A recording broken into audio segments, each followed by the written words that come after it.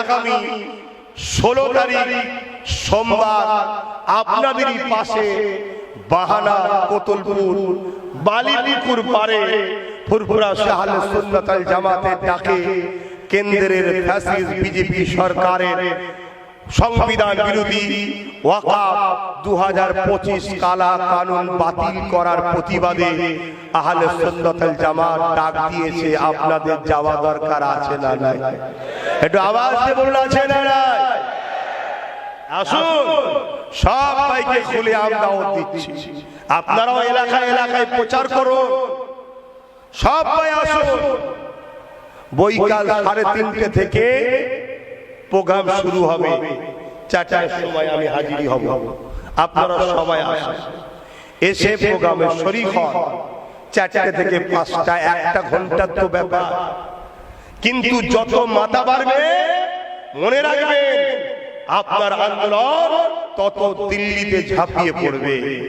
আর বাংলা এমন একটা জায়গা, এই জায়গার আন্দোলনের প্রভাব দিল্লিতে বিস্তার বেশি হয়, কারণ বাংলা হলো ভারতের কোহিনূর। এই বাংলাকে কেন্দ্রের ফ্যাসিস্ট সরকাররা বারবার দখল করতে চেয়েছে, কিন্তু পেরে উঠতে পারেনি। কিন্তু দুঃখের বিষয়, আমার রাজ্য সরকার খেয়ে দে কাজ নেই, হঠাৎ করে নাক গলিয়ে দিল।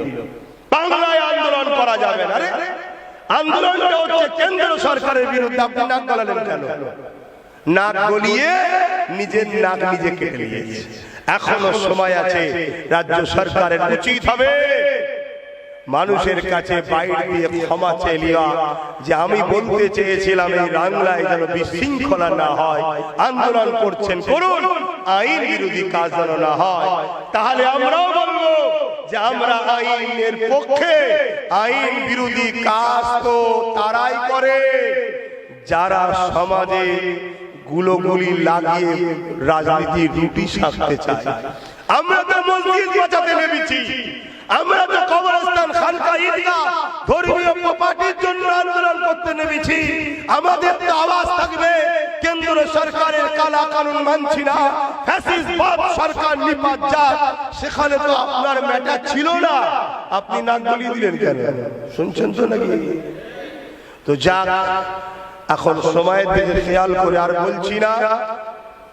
সামনে সোমবার 16ই জুন, আশা করতে পারি আপনারা যাবেন না? ব্যস্ত?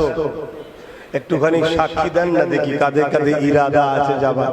একটু লম্বা হাত তুলবেন তো? বাবা বাবা, তাই তো নাকি? 17 বাবা।